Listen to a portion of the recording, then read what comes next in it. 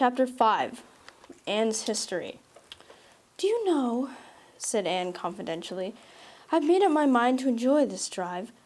It's been my experience that you can nearly always enjoy things if you make up your mind firmly that you will. Of course you must make it up firmly. I'm not going to think about going back to the asylum while we're having our drive. I'm just going to think about the drive. Oh, look, there's one little early wild rose out.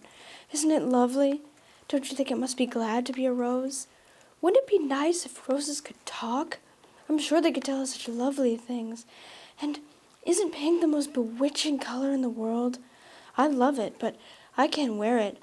Red-headed people can't wear pink, not even in imagination. Did you ever know of anybody whose hair was red when she was young, but got to be another color when she grew up?"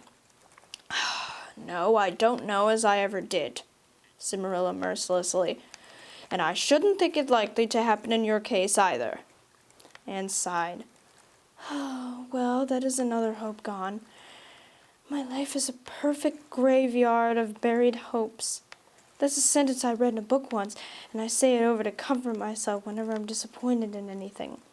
"I don't see where the comforting comes in myself," said Marilla. "Why, because it sounds so nice and romantic, just as if I were a heroine in a book, you know. I am so fond of romantic things, and a graveyard full of buried hopes is about as romantic a thing as one can imagine, isn't it? I'm rather glad I have one. Aren't we going across the Lake of Shining Waters today?" "We're not going over Barry's Pond, if that's what you mean by your Lake of Shining Waters. We're going by the shore road." "Shore road sounds nice," said Anne dreamily. "Is it as nice as it sounds? Just when you said shore road, I saw it in a picture in my mind as quick as that. And White Sands is a pretty name too, but I don't like it as well as Avonlea. Avonlea is a lovely name. It just sounds like music. How far is it to White Sands?" "It's 5 miles, and as you're evidently bent on talking, you might as well talk to some purpose by telling me what you know about yourself." "Oh, what I know about myself isn't really worth telling," said Anne eagerly. "If you'll only let me tell you what I imagine about myself, you'll think it ever so much more interesting." "No, I don't want any of your imaginings. Just you stick to bald facts. Begin at the beginning. Where were you born and how old are you?" "I was 11 last March," said Anne, resigning herself to bald facts with a little sigh. "And I was born in Bolingbroke, Nova Scotia. My father's name was Walter Shirley, and he was a teacher in the Bolingbroke High School. My mother's name was Bertha Shirley. Aren't Walter and Bertha lovely names? I'm so glad my parents had nice names. It would be a real disgrace to have a father named, well, say, Jedediah, wouldn't it?" "I guess it doesn't matter what a person's name is as long as he behaves himself," said Marilla, feeling herself called upon to inculcate a good and useful moral.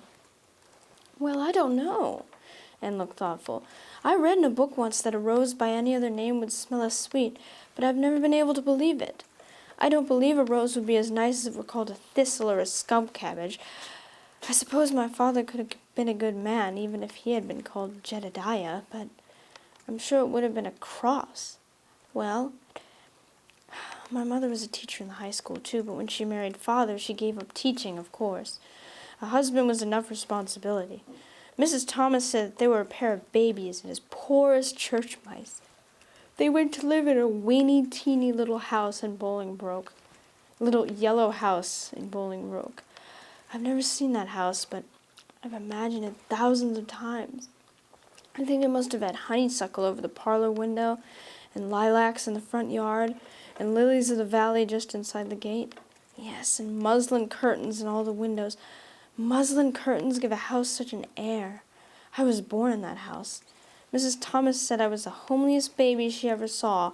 I was so scrawny and tiny and nothing but eyes.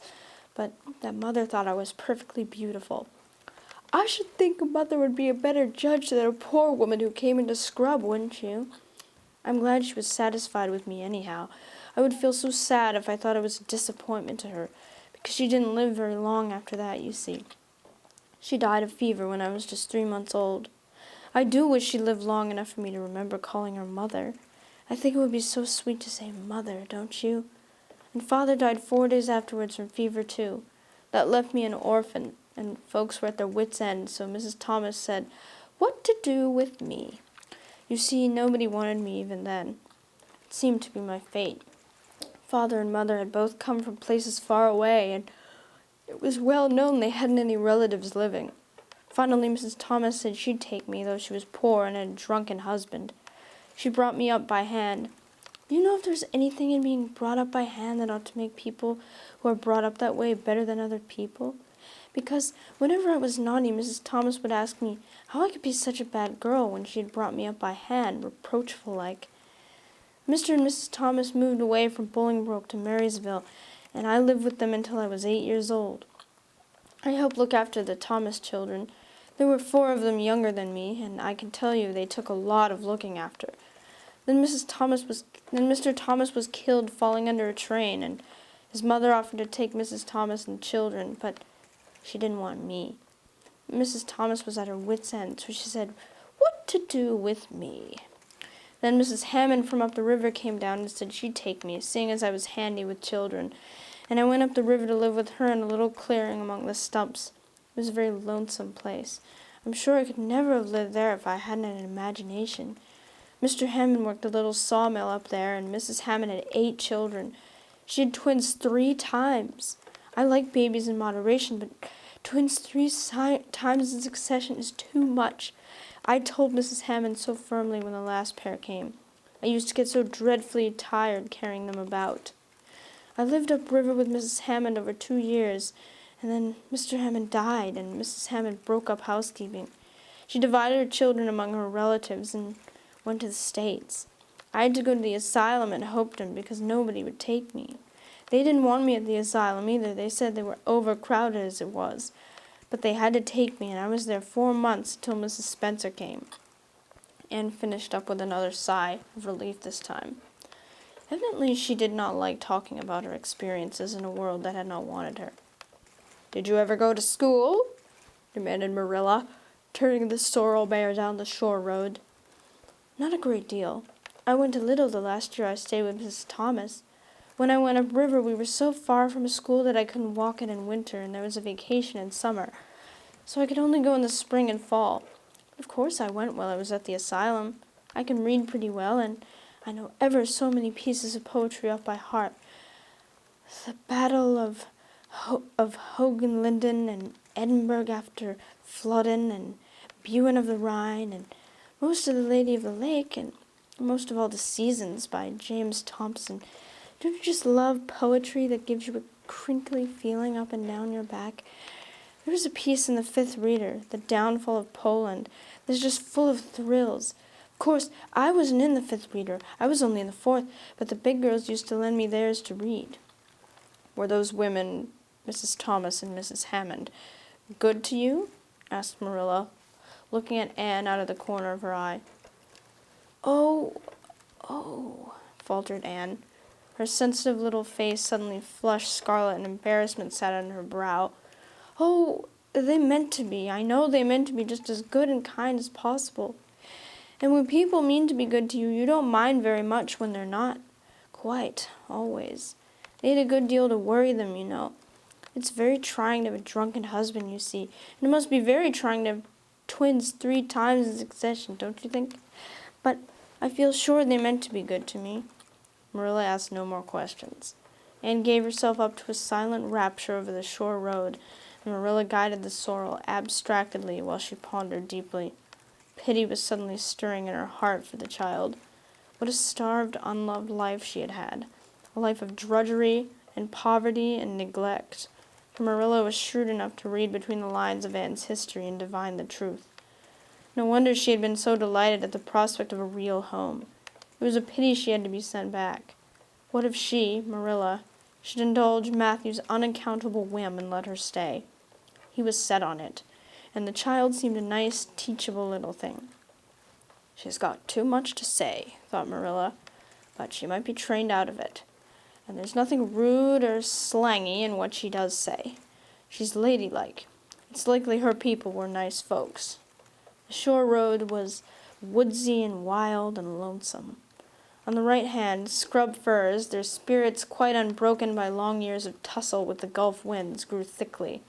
On the left were the steep red sandstone cliffs, so near the track in places that a mare of less steadiness than the sorrel might have tried the nerves of the people behind her.